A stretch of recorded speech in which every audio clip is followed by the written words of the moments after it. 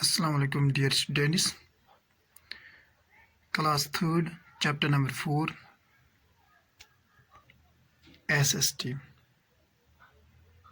Let's start. Dear students, so on topic water. Water means pani. What do you think? Do you catch sojan? Can we live without water for a few days? क्या इस हेकवा आब बगैर कहीं दोन जिंद Rojit? No, इस हेकुन आब बगैर जिंद रोजित कहीं ना.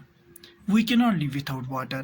दबा ना इस हेकुन आब बगैर जिंद रोजित कहीं ना.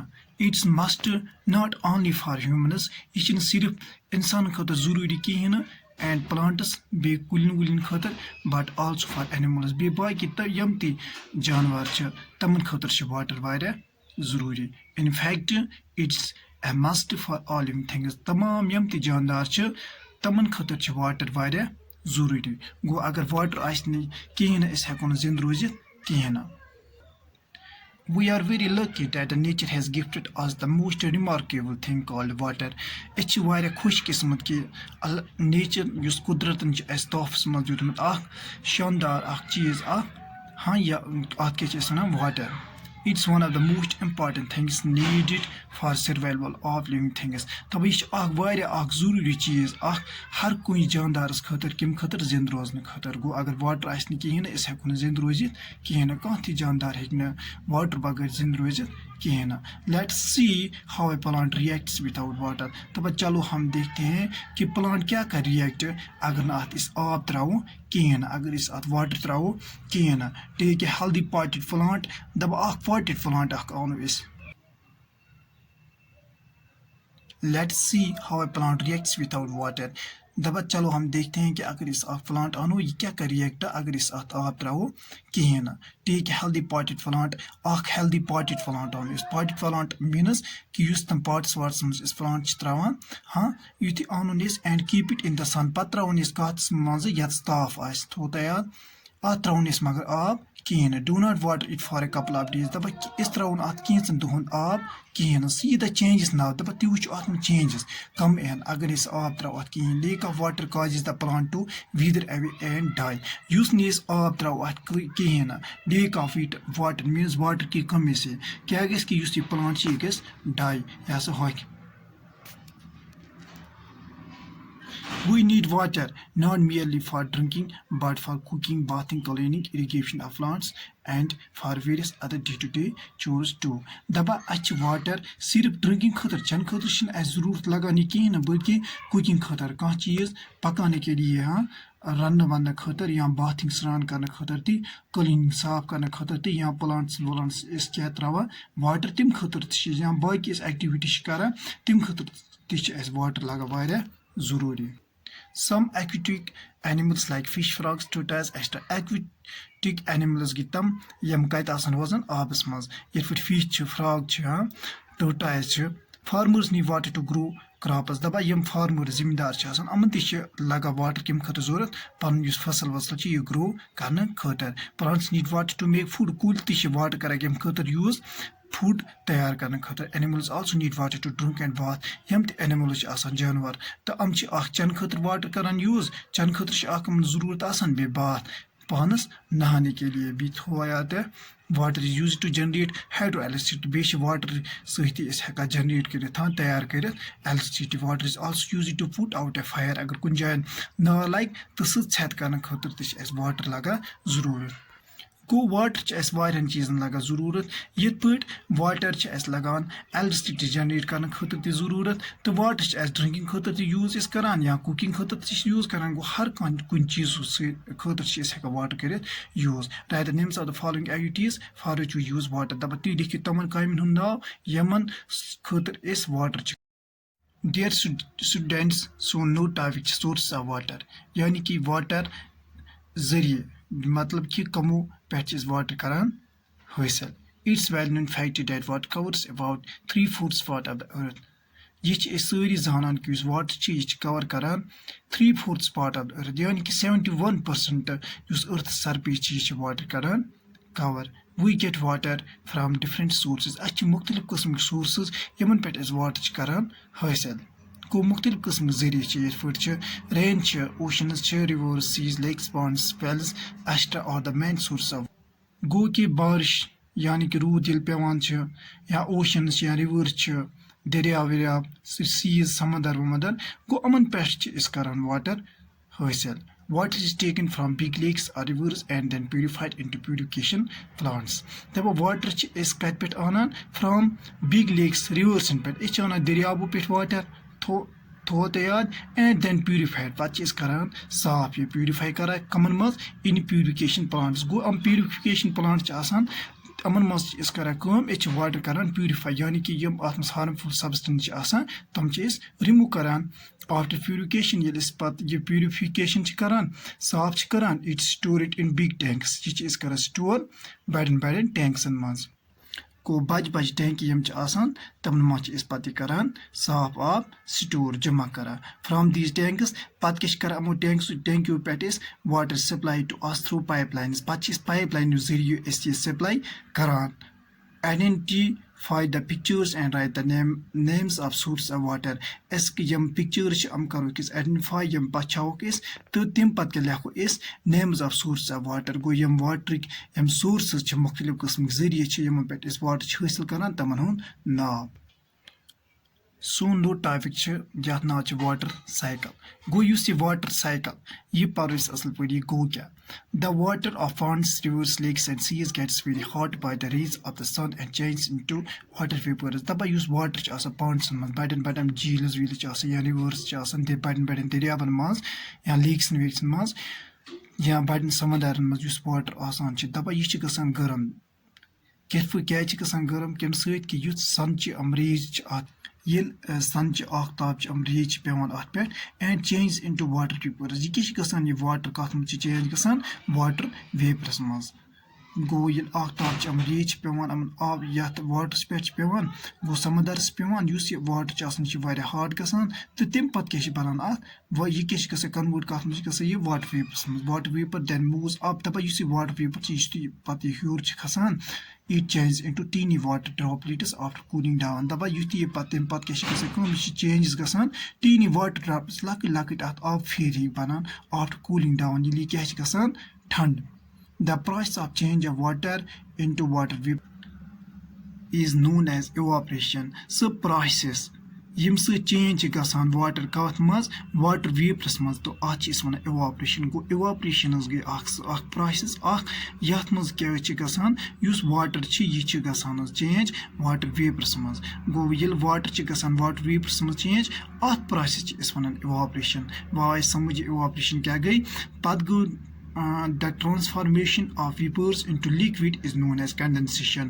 गो युथ यह ट्रांसफॉर्मेशन गसान वेपर्स पे लिक्विडस मज यम वेपर गसान पे ट्रांसफॉर्म लिक्विडस मज अत वन कंडेंसेशन. गो कंडेंसेशन गो प्रोसेस यथ मज ट्रांसफॉर्मेशन ऑफ वेपर्स गसान इनटू लिक्विडस मज ये पे योकुन हेकु वुचित image. When these droplets unite they form cloud. दमा अमे ड्रॉपलेट्स ये पान यूनाइट गसान मीनस अकिस बेकिस सत रलान दे फॉर्म क्लाउड्स तम बनावान क्लाउड्स मीनस क्या गो आबुर. Dear students thank you for today. बाकी कर बेकिस मोन ब्या वीडियो तथ मज कर कवर ये full chapter. Thank you for today. They become heavy. ये तम वारिया बारिश गसान they fall on the earth in the form of a rain. तम क्या पत पेवान earthस पे कत सूरत मज रेन च सूरत मज. गो बारिश सूरत मज पत पेवान earthस पे. Rain water is the natural source of water. Use rain water आसान युस बारिश आसान रूद आसान यह क्या आसान natural source of water. It is the purest form of water. बेच आसान ये सारे खुद साफ शफाफ. It flows back into the seas, rivers, lakes, etc. and the process continues all over again दपा ये क्या पत गसान वापस युस ये मतलब बारिश वारिश रूद पेवान ये वापस गसान पत फ्लो कोत समंदरन मज रिवर्सन मज दरियाबन वरियाबन मज लेक्सन मज and the process continuous all over again पत युस ये प्रोसेस आसान ये रोजान लगातार जारी रोजान कंटिन्यूस दस water moves around in a never ending cycle use water ये इथे पे मूव करान कत साइकिलस मज नेवर एंडिंग साइकिल गो युस ये साइकिल यह खत्म गसान कहें इथे पे आब रोजान लगातार पकान ऑफ रेन एंड इवापरेशन इथे पे रेन तो बे इवापरेशन इथे पे रूद पेवान पत अथी वाटर गसान बे ये वाटर गसान बे समंदर मज तथी बनान वाटर वेपर पत कन्वर्ट गसान इवापरेशन मज इथे पे आत बनान क्लाउड्स पत बे पेवान ये through in the form of rain water बे गसान सीजन मज गो अत वन वाटर साइकिल युस ये प्रोसेस गसान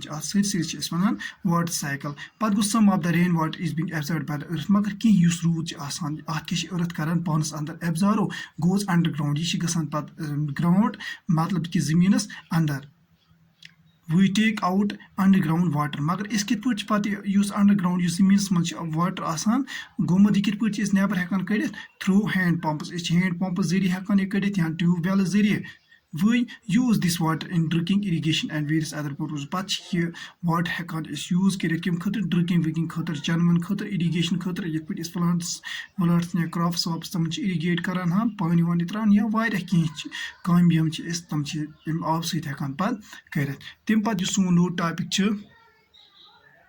स्टोरिंग ड्रिंकिंग वाटर इस ड्रिंकिंग वाटर चन आब यह क्या कत मज स्टोर करान जमा करान we must take the following precautions अस पजन कह प्रिकॉशंस फॉलो कर टू स्टोर ड्रिंकिंग वाटर यो ड्रिंकिंग वाटर चन आब स्टोर करने खतर जमा करने खतर पजन कह प्रिकॉशंस यम एहतियाती तदाबीर तम पजन फॉलो करन it should be stored only in a clean utensil गो यह पज जमा कर ड्रिंकिंग वाटर कत मज क्लीन यूटेंसिल मीन्स कि यम आसान बर्तन वगैरह बान शान मगर सह गई आसन साफ यथ मज यह थवन the utensil should be always covered बेस तह बर्तन कह यह क्या गस हमेशा कवर कर गो यह गि ओपन आसन कहें कि अत मज गंदगी वगैरह ते कहें the water should be taken out बे विथ लॉन्ग हैंडलिड मग उस वाटर नेबर कड़ो कुन मज यह कत मज कम सड़ विथ लॉन्ग हैंडलिड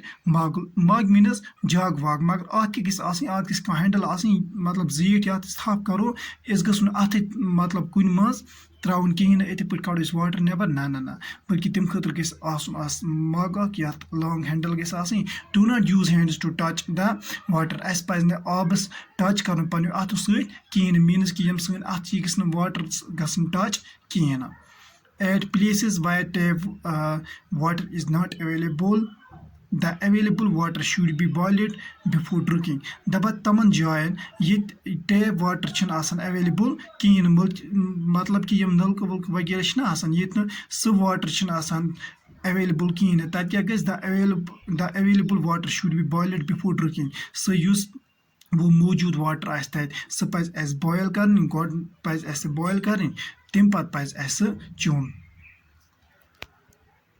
पत गई प्रॉपर्टीज ऑफ वाटर वो वाटर अमिक प्रॉपर्टीज क्या आसान गो इस वाटर अमिक प्रॉपर्टीज यानी कि अमिक खसूसियात क्या आसान water has no definite shape दपा इस वाटर अत कह शक्ल आसान we find that the water takes the shape of the utensil in which it kept दपा अस पाई कि वाटर यह कुछ शेप रटान यह कुछ शक्ल रटान तम यथ मज थवन मीनस कि अगर थो यह जगस मज यह रट जग शेप अगर कुन बानस मज थवन यह रट तम कुछ शेप गो वाटर पन कह shape have you ever tried to smell water तह मुशक हेतमुत ट्राई कोर्मुत वाटर अत मुशक हेनस you will find that it has no smell दपा तह अगर तुम ट्राई करू तह लगे पाई कि वाटर अत कह मुशक तह कहें similarly you will find that water has no taste इधर बेस वाटर अत कह टेस्ट कह जायका गो अत लज्जत कहें now can you tell the colour of water क्या तुम हेकवा वन colour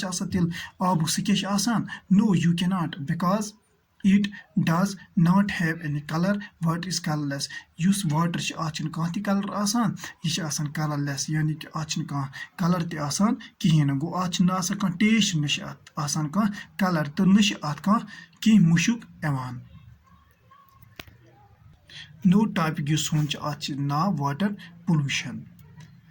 Some of our activities make the water dirty and unfit for use. दबा एच की साइन की activities साइन की काम छ करान काम तम छ water करान खराब बे unfit for use means कि युस न इस पत इस्तेमाल हको करित किहेन गो की साइन activities यम छ तम छ करान water खराब हस तथ छ इस वनान this is known as water pollution तथ छ इस वनान water pollution गो water pollution क्या गो ते वाटर खराब गसन किस पट कि गो ऐसी छ करान एक्टिविटी कि यम से यूस वाटर छ आसान ये गसान खराब गो वाटर छ गसान पोल्यूट मीन्स कि वाटर पोल्यूशन छ गसान some of the causes of water pollution are कि कॉजेस यम कि छ कि वजूहात यम रीजन छ वाटर पोल्यूशन तम क्या छ taking bath in the source of water particularly using soap taking bath in the source of water ये छ गोनते करान काम सोर्स ऑफ वाटर ये रिवर मिसाल तौर पर रिवर्स पे वाटर करान हासिल दरियाबन वरियन पे मगर ये करान अति करो स्नान वन कि पर्टिकुलरली यूजिंग सोप पे सोप वोप करान अथि मज यूज पे ये आब ये खराब आब थवा गो अस पज न करुन कहें अम सत गसान वाटर पोल्यूशन ये पे एग्जाम्पल रटो मिसाल कॉलन मज करान स्नान वान वगैरह या अक्सर वुचन या अगर पलो वलो छलान तम छलान कॉलो वलो मज तम सत गसान water pollution Washing clothes or animals in the source of water.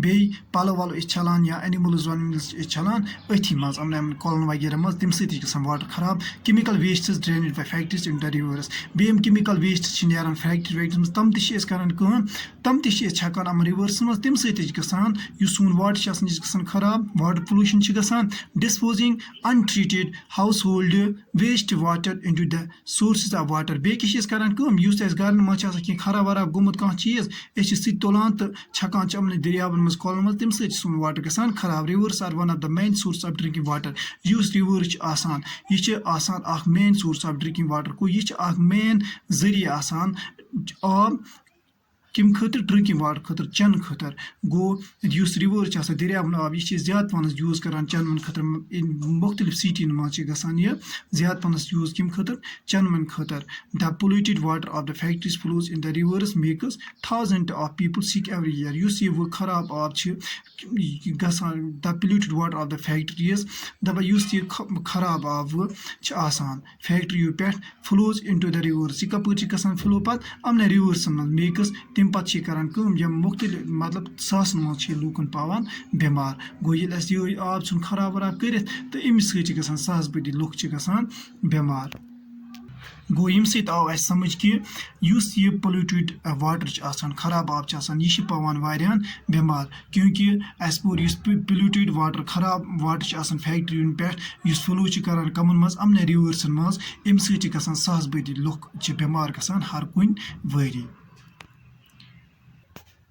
Water is an extremely essential nature resource and directly related to our survival. Use water आसान ये आसान वारिया अख अहम नेचुरल रिसोर्स अख यूस डायरेक्टली कस related to our survival means कि इस हेको न जिंद रोजित वाटर बगैर कहें यह रिसोर्स कि यम बगैर जिंद हेको रोजित कहें इट्स प्रीशियस यह वारिया कीमती every day many people in our country have to travel miles to fetch water हर कुन दो सैन कंट्री मज मतलब तीत वारिया लुक तम तमन पेवान ट्रेवल करुन वारिया मीलो बार दूर पेवान तमन गसुन वाटर आन खतर even in towns and cities ये पे टाउन मज शहर वारन मज वुचान दीर शार्टेज ऑफ वाटर तत वाटर कमी शार्टेज तत people are force to buy water यम लुक तमन पेवान मतलब फोर्स हाँ ज्यादती गसा तमन मतलब पेवान ज्यादती करने कम खतर वाटर मॉलस हेन खतर